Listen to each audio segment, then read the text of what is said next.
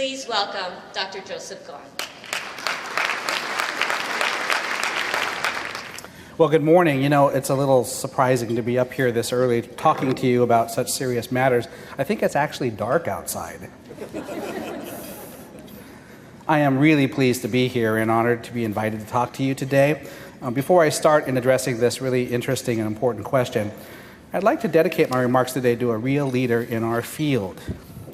That leader is Dr. Marigold Linton, who received a doctorate in experimental psychology from UCLA a number of decades ago, but who was recently slotted to receive a presidential award for excellence in science, mathematics, and engineering mentoring by President Obama.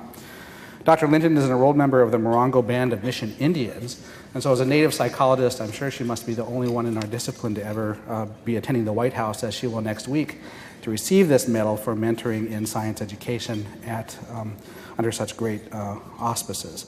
So I wanted to acknowledge her before we start here today. Continuing on, why don't I start by introducing myself briefly. I am an academic psychologist who is clinically trained, community engaged, and culturally attuned in the work that I do. I'm also a citizen of the Gros-Ventre Nation of Montana. We are a Northern Plains Indian people. My ancestors, in fact, were raiding for horses and hunting buffalo almost up to the birth of our discipline. And the birth of our discipline is part of what I'm going to talk about today. My research interests include culture and mental health in Native North America, the ethics, politics, and practicalities of meeting the mental health needs of American Indian people, and the cultural psychology of selfhood, subjectivity, social relations, and the therapeutic. I have current projects going on right now concerned with the integration of traditional healing practices, for example, into mental health services for Native communities. In terms of this presentation today, the goal of my talk, as you've heard, is to consider the relationship between cultural processes and psychological science in addressing the question, is psychological science acultural? There are four constituent tasks that we'll consider. The first is to motivate this question relative to our interests here at the Multicultural Summit. The second is to clarify the question by elucidating certain key terms. The third will be to answer the question by tracing the relationships between culture, science, and psychology. And finally, I will expound on this question by considering the benefits and limitations of psychological science for multicultural psychology. I plan to talk to you today for no more than about 50 minutes, and then we'll have a chance to move on and discuss these things throughout the day. So, let's start with a bit of a narrative. A few years ago, I was elected to the board of the directors of the First Nations Behavioral Health Association. This board is comprised of mostly American Indian psychologists, and Dr. Jeff King in the audience is currently the president of this association. The mission of the First Nations Behavioral Health Association is, quote, to provide leadership to all groups, institutions, and individuals who plan, provide, and access Native American behavioral health services. For those of you in the know, behavioral health refers to mental health and substance abuse treatment services as well. First Nations Behavioral Health Association was created to advise SAMHSA on Native American issues. And SAMHSA, the Substance Abuse and Mental Health Service Administration, is the federal agency that funds the public behavioral health safety net in this country. It allocates nearly $4 billion in funds to communities throughout the country to provide substance abuse treatment and mental health interventions. SAMHSA policy at the time that I joined the First Nations Behavioral Health Association some years ago was that it only funded grants that adopted certain pre-designated, quote, model programs for behavioral health intervention and treatment. And these model programs were identified on the basis of evidence. So in some ways, this was an evidence-based policy that referred to a short list. It wasn't so short, I guess, but when it comes to Indian country, it was short. Evidence-based interventions that had been subjected to scientific evaluation. So the standard of evaluation for qualifying as a model program was not as rigorous as the empirically supported treatments that are designated, say, by the American Psychological Association's task force. Nevertheless, very few of these model programs were developed for use with American Indians. One counterexample was Teresa Laframboise's American Indian Life Skills Curriculum for Suicide Prevention, but that was one of the few. And I think that this is a really important example of how science-based government policy can influence behavioral health practice. Well, this policy of designating these model programs by SAMHSA created a real dilemma for Indian country, where there are widespread community objections to mainstream behavioral health interventions, persistent complaints citing the irrelevance of these for Native behavioral health problems on the basis of cultural incommensurability, commonplace assertions that locally familiar therapeutic alternatives would work better than whatever the mainstream has to offer. And it was not uncommon in many of our communities to hear folks quite passionately assert, we know what works in our community. It's not this stuff, it's something you don't know about, so just fund us to do this. It also resulted in critical pronouncements then that such a restrictive funding policy reflected ongoing colonization. Now, I think this points to the centrality of culture, knowledge, and power in American Indian behavioral health intervention. And it speaks to broad concerns about the monocultural flavor of evidence-based practice in psychology and the mental health fields. It engenders suspicion about the ideology of science as it pertains to psychosocial intervention, where ideology refers to masked or hidden agendas carried out by those in power. For those of us who care about the psychological aspects of culture, race, ethnicity, gender, sexual orientation, socioeconomic class, and other aspects of human diversity, such science-based policies and practices can lead us to wonder and to worry, is there something inherently acultural or even anti-cultural about science, especially as applied to the study of human mind and behavior? Before addressing this question, we make sure that we understand the question. So it'll be helpful, I think, to briefly elucidate the key terms that constitute this question. And the key terms I want to basically elaborate on are culture, science, and psychological science. I purposely plan to elucidate or elaborate and not define these terms because straightforward definitions remain elusive for most of these.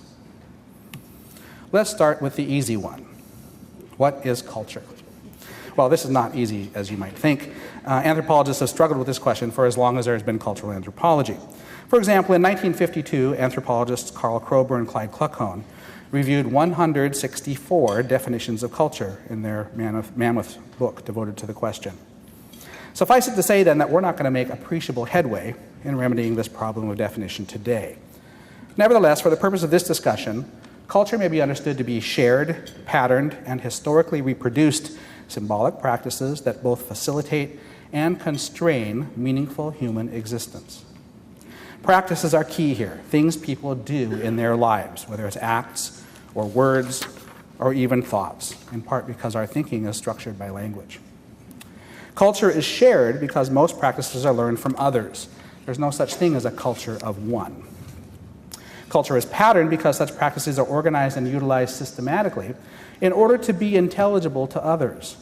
They are not randomly recreated with each usage, but are handed down so that they're shared in these and patterned in these important ways.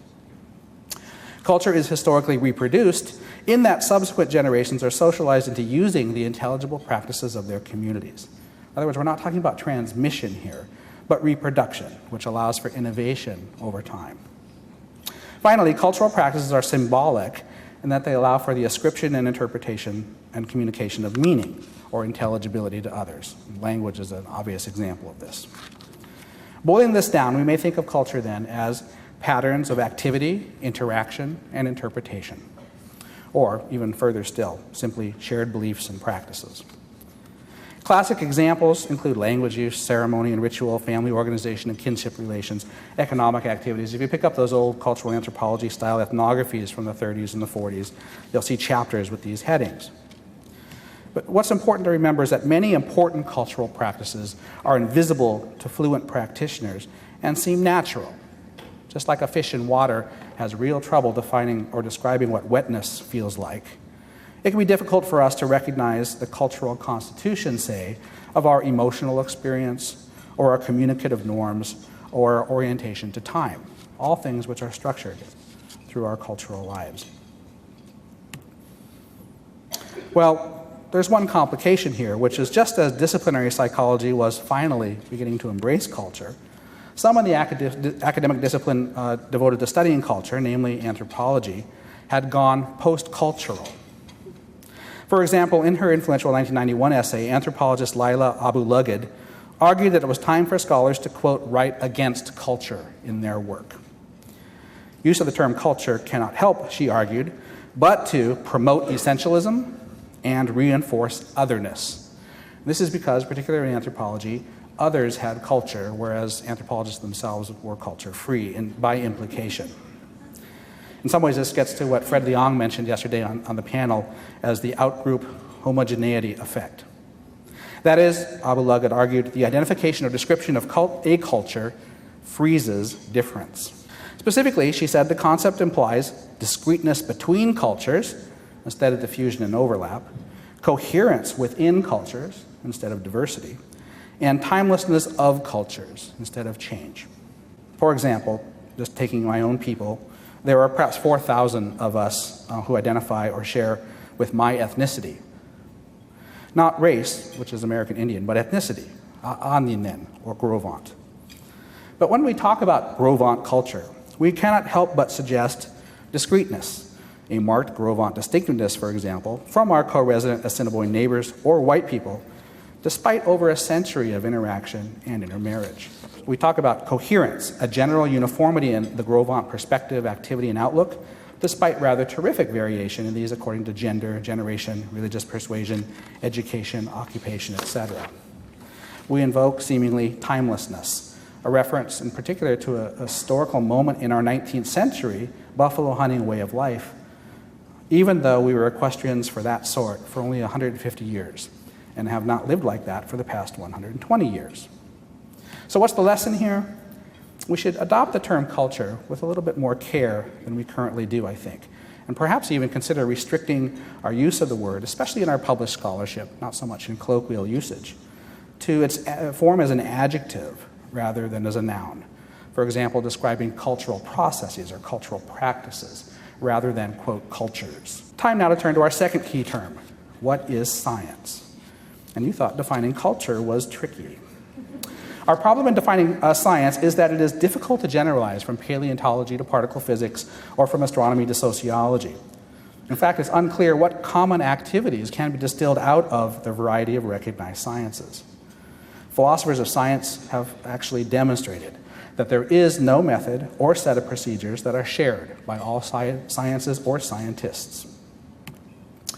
But for the purposes of this discussion, science may be understood to involve the precise, observer-independent measurement of phenomena that are progressively and cumulatively employed to evaluate falsifiable theoretical explications of the phenomena. By observer-independent, I mean simply that any competent specialist should be able to reproduce the observations, and that such observations are not dependent upon which specialist observes them. Scientific inquiry is premised on a distinctive synthesis of rationalism that promotes the adoption of robust logic and argumentation, empiricism that prescribes systematic observation of the world, and skepticism, which expresses the concern that potentially personally compelling inferences can actually be erroneous. And we could add to this Anna Marie's list from yesterday, the four components of science: determinism, empiricism, parsimony, and testability. The dominant philosophy of science for the first half of the 20th century was logical positivism, or logical empiricism, as developed by the Vienna Circle of philosophers beginning in the 1920s, with people like Moritz Schlick, Rudolf Carnap, Otto Neubrandt. Logical positivism promoted the view that truth statements about the world were meaningless unless they were specified in precise, empirically verifiable terms. Logical positivism synthesized precise technical language to observable test conditions, attempted to eliminate any surplus meaning as beyond what can be observed. And in psychology, the clearest expression of these ideas was B.F. Skinner's neo-behaviorism, in which he denied even that he had a mind. Although widely influential, logical positivism did not endure as a viable philosophy very long. There were multiple critiques that many of you are familiar with. Karl Popper, for example, showed that falsifiability instead of verifiability was the proper criterion for a philosophy of science. Hilary Putnam demonstrated that theory and observation are not truly distinct at all. There are no fact-object versus theory-driven perspective or value distinctions to be made. Thomas Kuhn revealed that scientific progress was based more on sociology than discovery. And the result was that logical positivism was recognizably defunct by the 1970s. In its place, most scientists today are scientific realists. In light of the above critiques, among others, realists acknowledge that scientific truths are only approximations of the world, though in the most established instances, they believe that these truths can be taken at face value as statements about the external world. Well, another complication. Isn't science just a consolidation of folk knowledge, a cumulative body of observed regularities about the world, passed down from generation to generation in all human societies? Let's take, for example, the case of Indigenous science. I'm frequently unclear whether discussions of Indigenous science intend to distinguish between it and what we might refer to as Western science or Enlightenment science that specifically began to emerge in the 17th century. If there is not a distinction, then why qualify the science in question as indigenous, as opposed to simply calling it science? If there is a distinction, then it behooves us to trace out some of the parameters of that distinction. From what I can tell, little that even remotely resembles the Enlightenment project we call science was to emerge in native North America. This is not to deny that in every human community since prehistory, careful observation of the world and advances born of trial and error have profoundly shaped human experience. For example, in agriculture and animal husbandry, hunting, trapping and gathering, oceanic navigation, astronomy, calendrics, etc. But what does seem to me to be distinctive about Enlightenment science is the technical adoption of scientific methods to understand and explain far-reaching phenomena in the world in terms of abstract theorizations grounded in strictly materialist assumptions for purposes of prediction and control. Note that I'm calling attention here then to abstract theorizations, materialist assumptions, and prediction and control in this characterization of Enlightenment science. With respect to these features, I'm simply unaware of pre-contact native peoples employing scientific methods of this sort. And I think there's a clear reason for this, tracing a long line from the biblical book of Genesis, in which Yahweh gave Adam dominion over nature.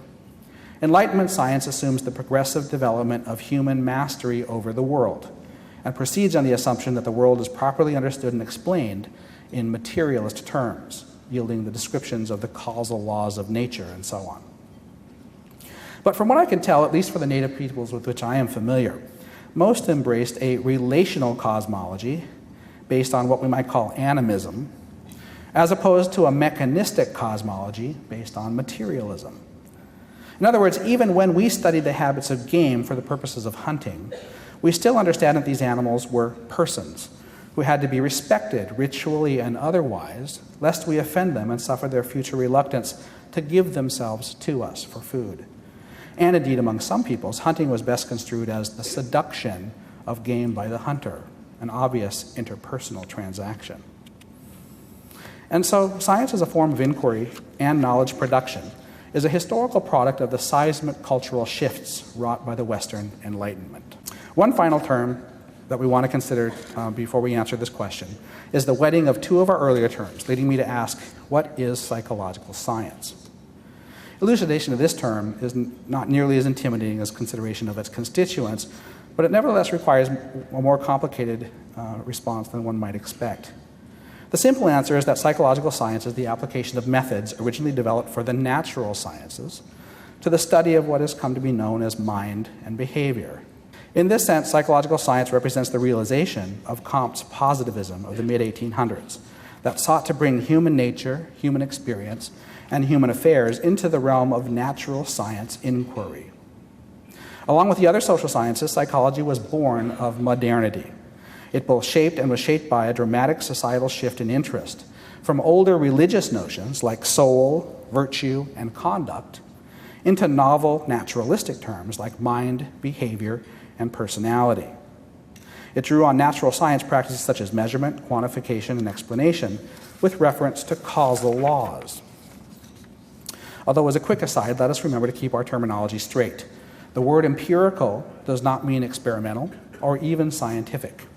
Rather, it refers to the practice of observing phenomena out in the world. So, interpretive inquiry, say anthropological style ethnography, is just as empirical as more disciplinary, familiar, variable analytic inquiry.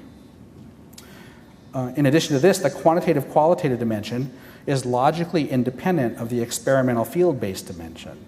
For example, some experimental results are interpreted absent the use of statistics. The need to clarify these terms is reflective of another interesting aspect of psychological science.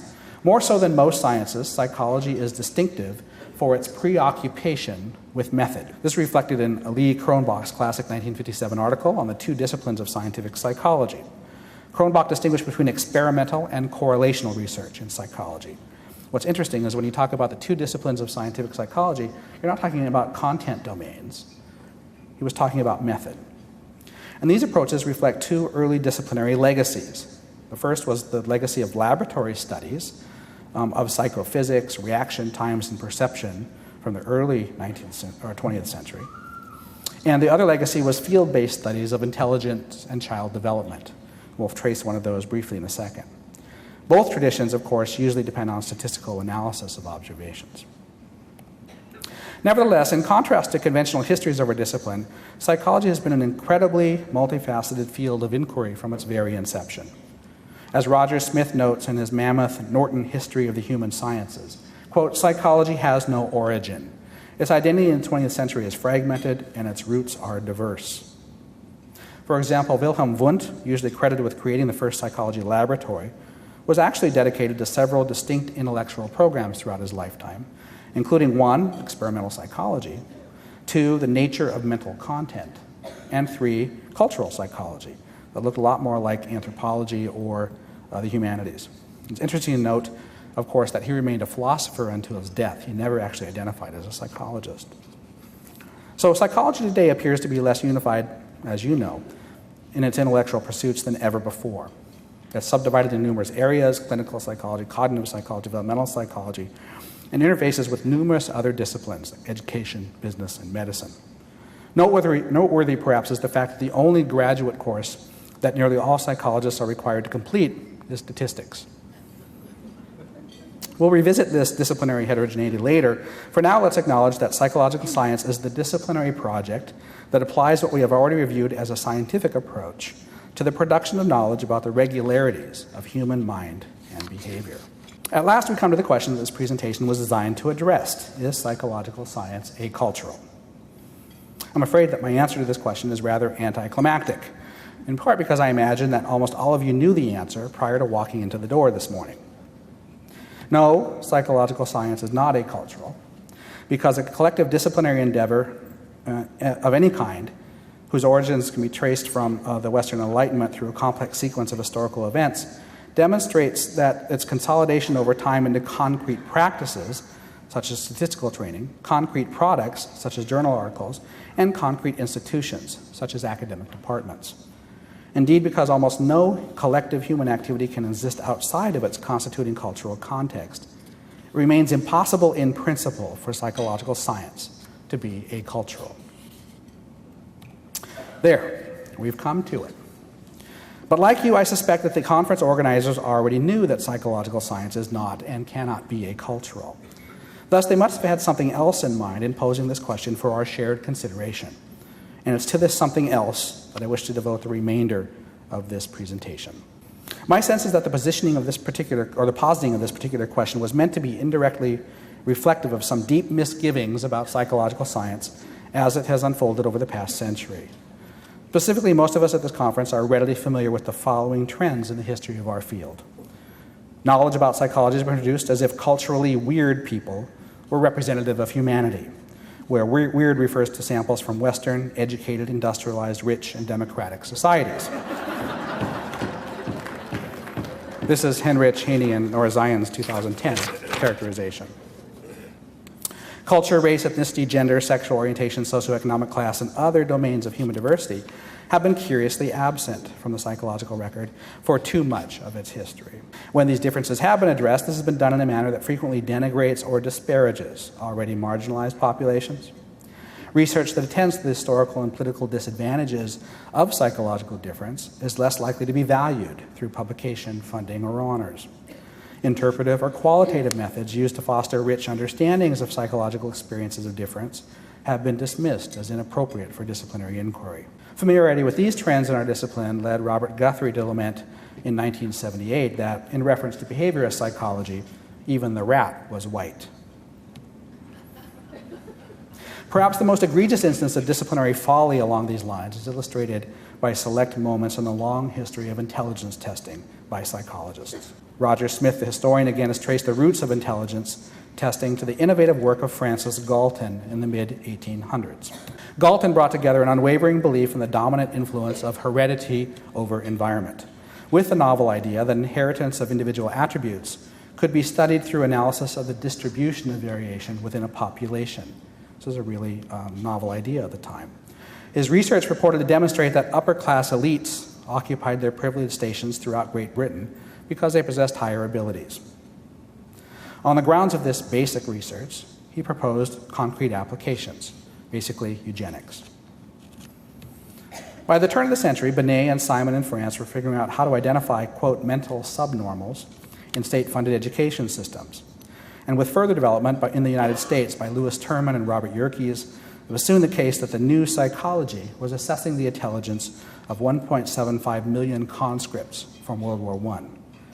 Incidentally, it found the average mental age of the World War I conscript to be about age 13. In short, the establishment of psychology as a distinctive expertise depended heavily on the mental testing movement. Getting to my point, because of the hereditarian ethos of the age, the results of intelligence tests during this period were interpreted to mean that men were innately smarter than women, whites were innately smarter than non-whites, and American-born whites were innately smarter than immigrant whites. It's important to note here that there were detractors even in the early days, and that cultural mores subsequently shifted after World War I, owing in part to developments in cultural anthropology, to a greater emphasis on the environmental determinants of ability. But, as you likely well know, these alarming assertions about innate differences in intelligence have resurfaced from time to time. First in 1969 with Arthur Jensen's controversial paper on race and IQ in the Harvard Educational Review, and yet again in 1994 with the publication of Richard Herrnstein and Charles Murray's The Bell Curve. Through this and a myriad of other historical lessons, we can see that psychological science emerges at particular historical moments to achieve particular goals that were motivated by particular interests. Throughout too much of the history of psychological science, these goals and interests were tied to ideological suspect agendas that contemporary psychologists are right to repudiate. All this can lead present-day psychologists to wonder, is there something inherent to psychological science that predisposes disciplinary inquiry toward ethnocentric, racist, classist, misogynist, and heteronormative conclusions? To refine the question a bit further, is the conduct of psychological science intrinsically contaminated by the oppressive ideologies that arose hand in hand with our discipline, just as the sciences more generally arose in the context of European empire and Western colonization? Or to reframe the question more positively, can psychology's knowledge practices ever be disentangled from this earlier ideological contamination to furnish the discipline with viable methods? In short, what ultimately is the promise of psychological science? I am prepared to offer you my answer to this question, but before doing so, I have to confess that my thinking on these issues remains under development. Moreover, I have a hunch that a truly sophisticated and definitive answer will emerge from much greater familiarity with philosophy of science than I currently possess. Nevertheless, I will propose that psychological science, much like science more generally, can in fact be disentangled from its history of ideological contamination to furnish viable methods to address at least some important questions that psychologists aspire to answer. But how could science escape its own contaminated history? Whereas before I emphasized the discontinuity of science with folk knowledge, I want to respond here by accentuating the continuity of science with such knowledge. Specifically, I propose that scientific knowing represents a modernist elaboration of universal epistemological processes. As we've already reviewed, it's difficult to conceive of any human society that did without some form of empiricism, observing the world in order to draw conclusions about predictable regularities, engaging in trial and error learning, etc. In this regard, scientific knowing is partly an extension of these fundamental principles to problems of greater complexity and nuance to better overcome the limitations of human rationality. As a set of inferential tools, as opposed to a totalizing ideology, scientific methods are exceedingly useful and harbor great potential to contribute to the common good, as indeed they have in so many domains of life.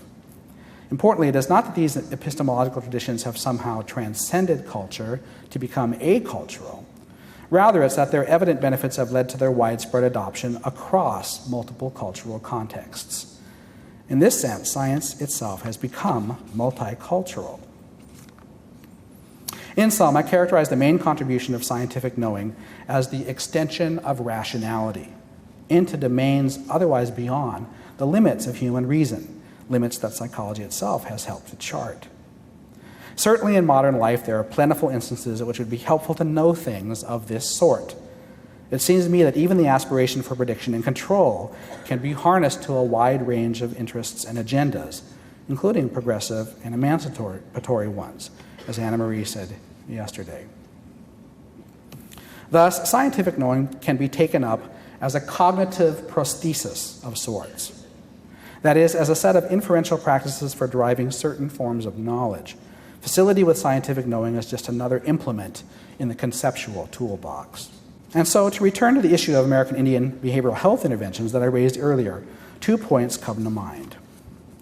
First, on the basis of psychological science, I am skeptical of routine claims by American Indian behavioral health advocates that, quote, we already know what works in our community, as an argument for dismissing empirically supported interventions, for example, motivational interviewing for treating substance abuse, in favor of culturally local interventions that have never been systematically evaluated, for example, sweat lodge ceremonies for treating substance abuse. There are 2 reasons for my skepticism. The first is that causal inferences are notoriously difficult to draw off the tops of our heads in the realm of psychosocial intervention. And all psychologists learn about this in our training. The second is that routine claims of this sort permeate social life, and in the absence of systematic evaluation, it's not always possible to determine which are accurate and which are erroneous. Please note that this position is not the same as denying that sweat lodge participation is effective for ameliorating American Indian substance abuse. In fact, I would not be at all surprised if the sweat lodge proved to be efficacious in treating substance abuse problems for many American Indians. Furthermore, I can posit a rationale or a causal model for why the sweat lodge might in fact be therapeutic in this way. Moreover, I believe it desirable to demonstrate, if possible, that the sweat lodge is an efficacious intervention for Indian substance abuse. But for now, in the absence of any systematic outcome evidence, I do not know and cannot accept on faith that such claims warrant professional confidence. Second, having said this, on the basis of psychological science, I believe it possible in principle to evaluate many such claims by using a range of scientific methods to discriminate between the plausibility of competing causal explanations. That is, I believe that the experimental method employed by psychologists, characterized by random assignment of participants to treatment and control groups with an eye toward assessing differential outcomes, is the best tool that humanity possesses to afford reliable causal inference under conditions akin to psychosocial intervention. But it is crucial to note that my faith in this model does not constrain the kinds of interventions that I might in principle evaluate in this way, whether motivational interviewing or sweat lodge ceremonies. For example, I think there are persuasive reasons why many American Indians reject mainstream behavioral health interventions and desire to adopt culturally local approaches for managing debilitating distress. I thus hope one day to be able to evaluate specific Indigenous cultural practices that may resemble nothing like psychotherapy in terms of their therapeutic approach. My point is that there's nothing intrinsic to science or psychological science that restricts me from engaging in these pro-native evaluations. And yesterday, Doug McDonald on the panel talked about possibly doing an evaluation of equine-assisted psychotherapy with American Indian youth. And that's the kind of thing that I think these methods could well assist with. In sum, psychological science equips us with the methodological tools to apply to as wide a range of questions in as wide a range of contexts as we deem useful. None of this is to naively claim, however, that psychological science is the royal road to truth. In fact, the limitations of psychological science can be formidable, and in my opinion, warrant a remarkable degree of humility. Thus, it's the limitations of psychological science that I now turn briefly to in the final portion of my presentation. The preceding must make me out to be not just scientific, but rather scientistic. And yet those who know me or my work know that this is far from true. In fact, there are numerous reasons for maintaining critical vigilance when it comes to the claims of psychological science. Most of these stem from the fact that psychological science, like science more generally, works better in theory than in practice, and its findings have to be assessed in light of the actual routines of scientific conduct. Regrettably, there's only time today to briefly canvass 4 such limitations.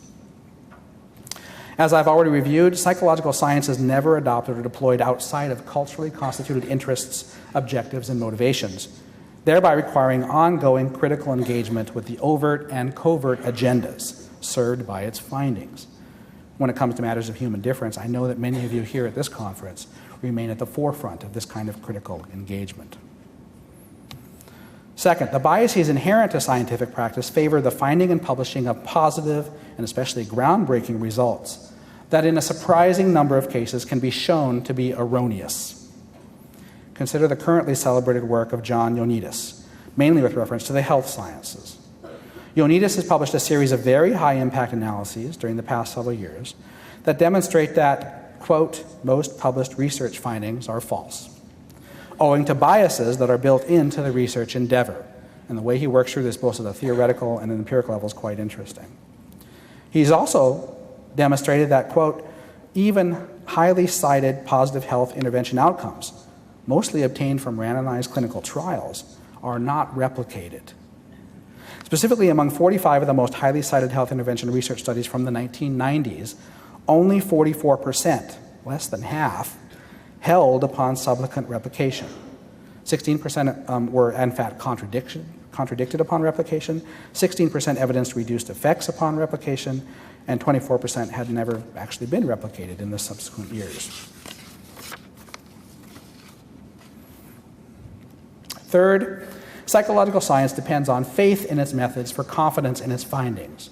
But when findings extend too far beyond preconceived notions of truth, psychologists will dismiss such findings on the presumption of faulty methods and declare such work as beyond the bounds of disciplinary inquiry. For just this reason, Roger Smith, in his History of the Human Sciences, devotes a section to the emergence of parapsychology.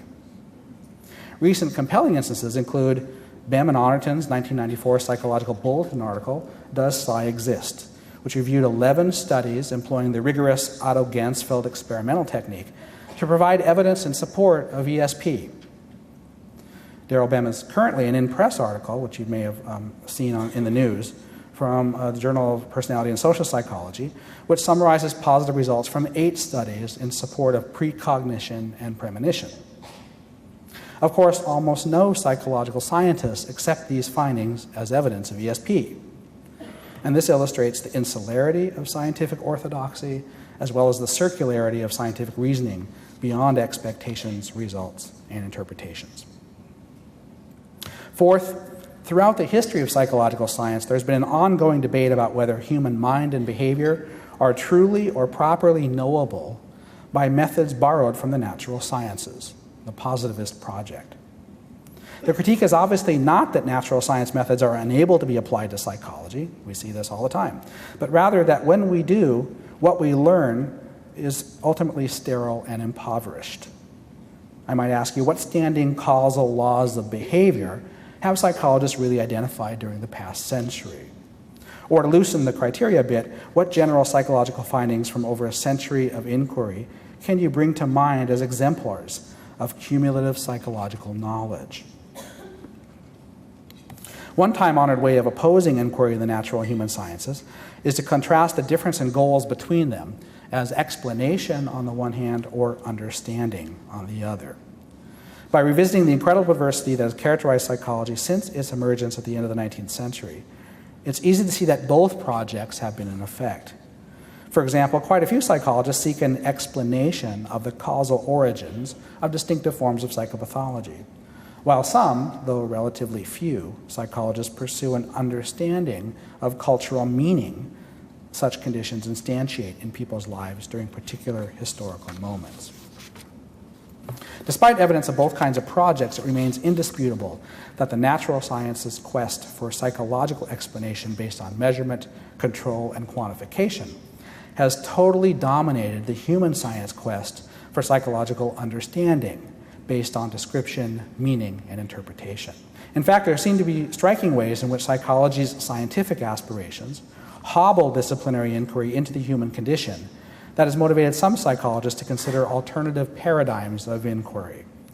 Such alternatives include, among a wide range of others, phenomenological psychology, hermeneutic psychology, discursive psychology, dialogical psychology, constructionist psychology, and indeed, multicultural psychology.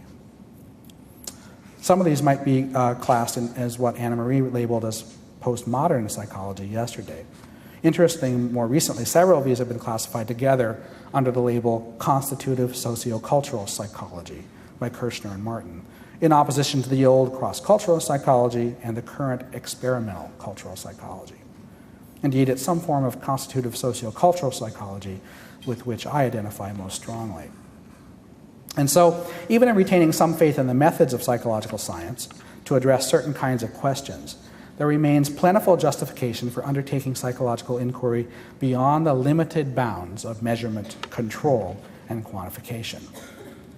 In sum, despite the advantages of scientific inquiry for addressing certain kinds of causal questions, I believe that our discipline would benefit from greater support for a robust methodological pluralism. Far from worrying too much that multicultural psychology has strayed from science, I would simply like to see smart and rigorous scholarship in multicultural psychology, regardless of the methods used. In this presentation, I've endeavored to complicate our understanding of terms, such as culture, science, and psychological science. For example, science is not a unitary concept with defining methods or common procedures. To argue that psychological science is not and cannot in principle become acultural. For example, there is no meaningful human activity that occurs outside of culture, such as science. To offer a rationale for the relevance of scientific inquiry for multicultural psychology.